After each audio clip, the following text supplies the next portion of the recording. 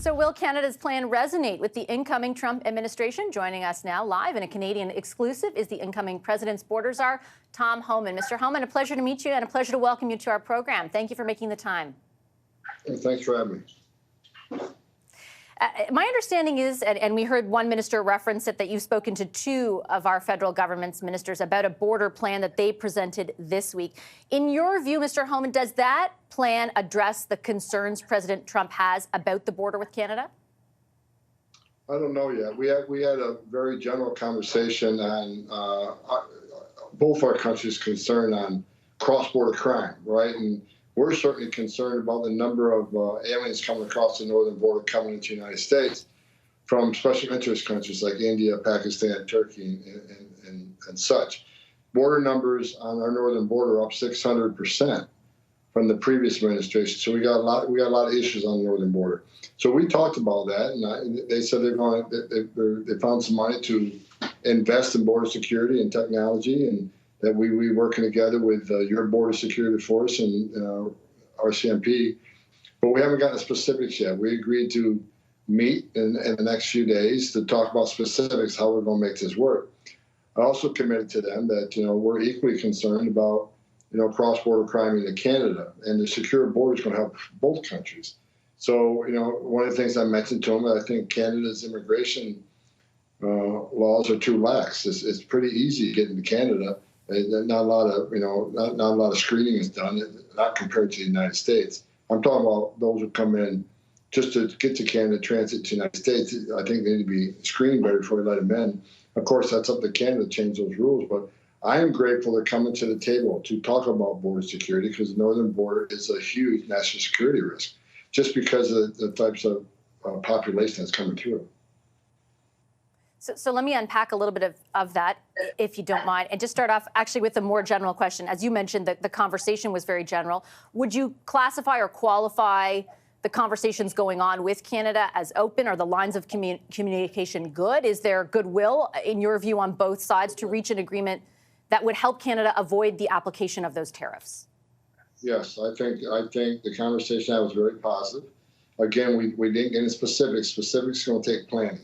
But they came to the table. I came to the table with them, and the conversation was very good. I'm optimistic that we're going to secure the border together, both nations together. I'm very optimistic that we're going to reduce cross-border crime, in both countries. So I'm looking forward to getting the specifics and having our border forces work very closely with Canadian border forces to secure that border, and by securing the border, saving lives, because there's been a lot of deaths on the northern border, especially in the wintertime. We're approaching winter. Already winter up there. I was just up there last week, and we already got a lot of snow. But we need to get to the table quickly and help prevent the massive amounts of death that have occurred on the northern border the last few years. So great conversation. I'm very optimistic. I think we're going to come out with a plan that's going to work for both countries. I think we're going to come with a plan that President Trump would be happy with. In your view, is the threat that President Trump levied to apply those tariffs focused on border security? Is it about border security ultimately? Like, that's what he said in the original social media post, but some of the comments since have involved other things around trade. Do you think if Canada can, satisfy your administration's concerns around the border, that we can avoid the application of those tariffs? Look, I can't speak for the president, but I can tell you that his number one concern is border security, because border security is national security. Any country, Canada or the United States, we can't have strong national security if we don't have border security. We didn't know who's coming in, what's coming in, where it's coming in, why it's coming in. To have strong national security, president's number one issue during the campaign issue I think he won on, was border security, because we quickly educated American people that border security means national security. And even the FBI director, the Federal Bureau of Investigation's FBI director in the United States, agrees with me that our borders have become a biggest national security vulnerability we've seen since 9/11. So we need to address it. I'm glad the Canadian officials reached out to me, the foreign minister and her staff reached out. We had quite a lengthy conversation, and we're going to meet together and put some specific ideas on the table and find out what we can get done quickly. So I'm looking forward to the conversation. I'm looking forward to the work. I think it's going to help both countries. I grew up on the northern border. I grew up just south of Kingston, St. Lawrence River, Lake Ontario. I still have a home there, so I know what's going on up there. I lived there. I fished on that river and lake. I've been to Canada many times. Go to Gananoque in Kingston. I love Canada, and I think we can work together and make that border better than it is right now.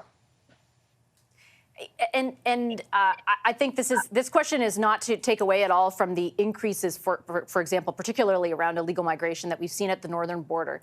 But I think for Canadians who watched, for example, the campaign unfold and who would agree with your assessment that the border was a central issue, our focus was on the southern border, right? Just because of the volume of, in particular, illegal migration there. But even when you look at the issue that President Trump has brought up around fentanyl, I mean, the numbers are pretty jarring, right? Like, it's 21,000 pounds at the southern border for the year, excluding October, only 43 pounds. Not that any amount is okay, but 43 pounds at the Canadian border. Can you help Canadians understand why it would appear, at least to us, that the incoming administration is trying to treat both countries the same, like threatening the same tariff, for example, on both countries, when there is such a difference at what's happening at the border? Not to say there's nothing happening, obviously, at the northern border, but there is a difference. There is, and we put most of the research, you can put most of the firemen where the fire is, right? So the southern border has been the biggest issue because of sheer volume.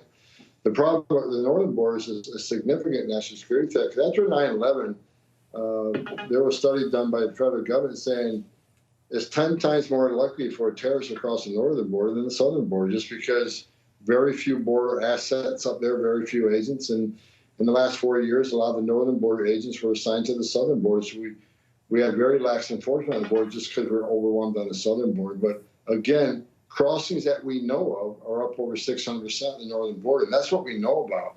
Because of the crisis on the southern border, agents being pulled to process on the southern border, there are a lot of gotaways on the northern border. People that cross it will know who they are, where they're at. But the president assigned me border security. He assigned me the northern border, the southern border, the maritime borders, and aviation. So I can tell you that the Border Patrol agents under this administration are overwhelmed. I was up there just recently, Clinton County, just south of Canada, right on the border in Clinton County, New York. Is a northeastern part of New York State. Then those agents just overwhelmed. They can't keep up with the numbers coming across. So because of the type of people that come across the northern border, again, from special interest countries that we have a special interest in because there's some relation to terrorism nexus. That's a big concern up there because of who's coming across. Not a lot of Mexicans or Central Americans coming across the border. There's people from countries we have concerns about. That's what makes it very important, and I think easy to fix because we got a willing partner in Canada to come to the table. Can't say that about Mexico all the time, and I hope they can be a good partner. They were during the first Trump administration, not so much during the Biden administration. I'm hoping they get their partnership back. But I think Canada and the United States will work together to fix this border problem. I think we'll work together to make the incoming president happy with the progress we're going to make. Has there been, in your view, a discernible difference between the way in which Mexico has approached the concerns President Trump raised when he did talk about the 25% tariff and the way Canada has responded? Because you would obviously know more behind the scenes than I do, but on the face of it, I have seen very different responses, right? Canada has already put forward a plan. They want to talk quite frequently with your administration. I haven't seen the same headlines coming out of Mexico, for example. No, I think Canada's leaning forward, right? They didn't hesitate within 24 hours. President met Trudeau, and very 2 days later, I'm talking to your foreign minister. So they're leaning forward on this, which is grateful. Mexico, they're saying a few things that I like, but they're not coming with what we think we need yet. So there's sort of more work to be done. And talk is talk, but walking is walking. The conversation I had with Canada, I couldn't ask for a better conversation.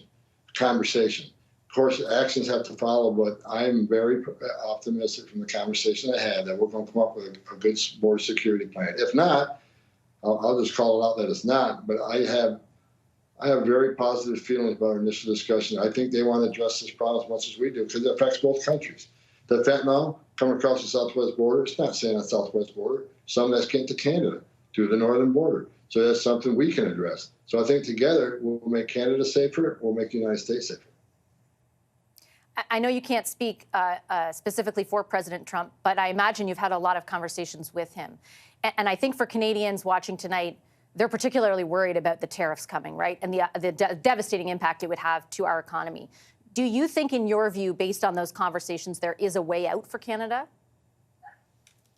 If Canada comes to the table with meaningful changes to the border security, absolutely. That's what the president's all about. I mean, he wants border security. If Canada come and be a good partner with us, I think it's going to go a long ways with President Trump. Again, I can't speak for him, you know, what actions he's going to take and what he expects. That takes that threat off the table. But I'm in communication with him a lot, so he'll be updated on our meetings with Canada. He'll be updated on the progress we make and the plans we develop. I'll be updating him and his staff, so he'll be well informed. Everything I do, he's well informed of everything I do. People I talk to, I already reached out as soon as I got a phone call from the Canadian officials. First phone call I made was down to the transition team, Trump's team, saying, "Hey, look, just got reached out by Canada. Senator Lindsey Graham here had a lot to do with making that introduction. Already reached out to Senator Susie Collins, who is a senator on the border with Maine and Canada. So we're already pulling those levers. So I will keep the administration, the president's team, updated on everything we do. As soon as I know things, he'll know things."